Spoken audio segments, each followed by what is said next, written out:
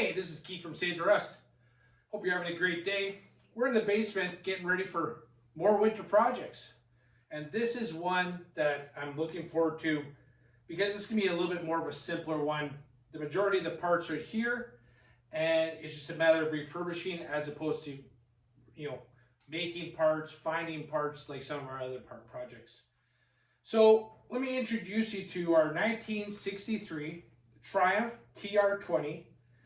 And this is a 200cc Triumph Tiger Cub, and this is like a trials version. Never had a headlight, never had a taillight, and I got this one somewhere around 8 to 10 years ago, and got it off a local site, like in the States it's called Craigslist. In Winnipeg, in Manitoba here, it's like Kijiji. The guy was moving, had to get rid of it like ASAP, and got there. It was all in pieces, kind of all over the garage and in his toolbox and stuff, and made the deal and paid like $200 for it. Didn't really know exactly what it was when I first got it because Triumph Tiger Cubs in this area were they weren't very popular, or they just weren't sold locally. So in Manitoba, there's a lot of Villiers bikes like James's and stuff like that, and because they're sold at Northwest Cycle and stuff. But from my understanding is Nicholson Brothers out of Saskatchewan, the neighboring province, they were the ones that sold Triumphs and Tiger Cubs more than James. So in Saskatchewan, there's a lot more of these than in Manitoba. Getting back to this bike, the story I've read was these were destined for South America, and they were on the shores of like they were on the eastern seaboard, and because there was a dock strike, that they were, instead of going down to North America, they were just kind of dropped off there. Now, this is just something I remember reading about, and if it's true or not, I'm not 100% sure. If you know, let me know in the comments. From what I did remember, I think there was only 60 of these brought into North America, or just at that time. Not really sure. These are pretty rare. From what I remember, reading, and this is all off the top of my head, I haven't looked at anything, lately, but a stock standard Tiger Cub was like 10 horsepower, and these were like 15 horsepower. So it's a pretty unique machine, with no taillight, no headlight, solo seat. So when I got it, all I did was kind of roughly put it together just to see what I had, see what was missing. It's very complete. There's only a couple things missing, like part of the points and a couple other little things, but for the most part, it's all there. There is some damage on the tank here where I guess one of the fork stops had come out, and the fork slammed into the tank and caused some major issues. So what our plan is this winter is to tear it down to the frame, get the frame powder coated, the swing arm, the lower legs, and triple trees, etc., and then rebuild the motor, paint the gas tank and oil tank. Haven't figured out what color yet, and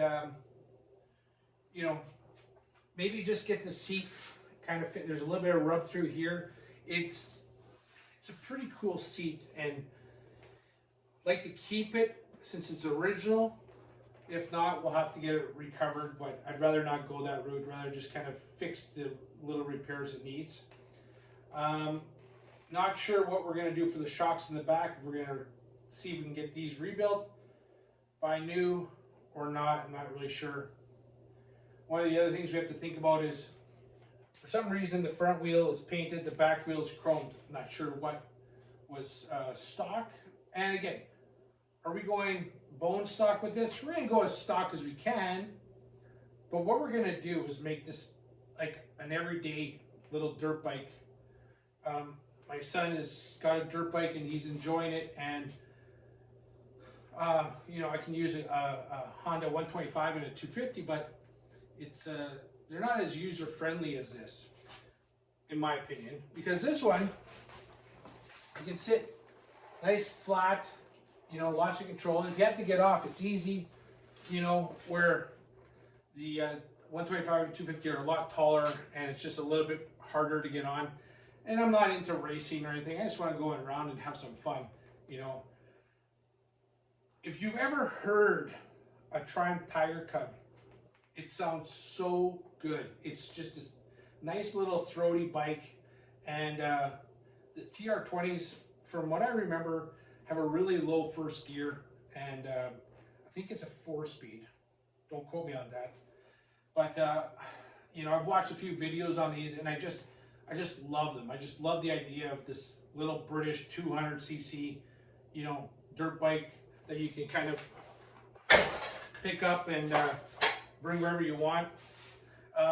You'll notice there's like a center stand. Well, that's not factory, that was homemade. I'm not sure if they ever had a kickstand on this, but if they did, I need one. So one of the things I'm gonna have to figure out is, where do I get parts for this, and go from there. Let me take you around the bike and show you some cool features on it. Starting off at the front wheel, we've got a 21-inch wheel, drum brake, aluminum front fender with 3 different stays. I'm not sure how big this tank is, probably a couple of gallons, but that's Triumph.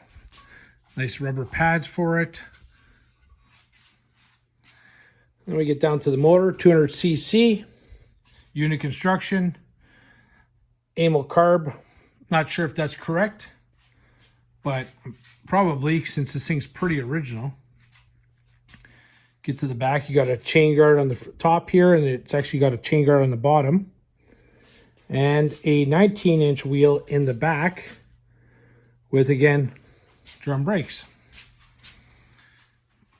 Here's the seat. You can see right in the front here, it's got some wear through.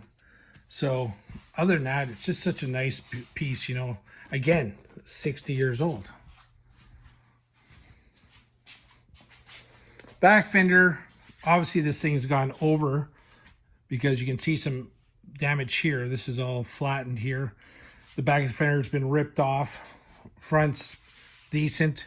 So we'll have to find a rear fender for this. Get to the muffler. It's in decent shape, except right here where it's gotten whacked. So we'll have to figure out how to fix this. And then, you know, single cylinder. Here's the oil tank. And then when we get to the other side of the tank, you can see the damage that this, I'm sure, came out. Then the handle, then the forks came in and smashed into here. So we'll have to get that fixed. And then we got a tack. It's interesting how it goes in reverse. You know, it's going from right to left as opposed to left to right. Just a cool little piece. I'm not sure if the bars are correct, but let me know in the comments what you think.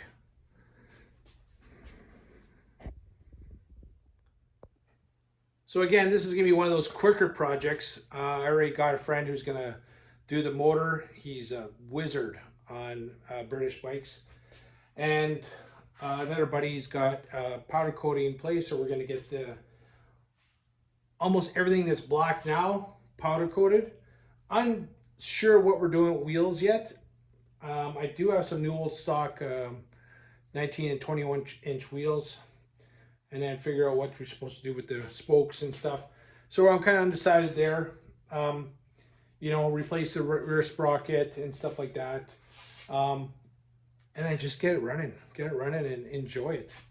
So 1963 Triumph TR20. This is Save the Rust. This is who we are. This is what we do. Follow along this winter. because we're going to take this one down probably the next couple days, down to the frame, start figuring out what we have to fix on it, and then get it off to powder coat, get the motor off to rebuild. Let's get on this. I want to ride this next spring. Have a great day.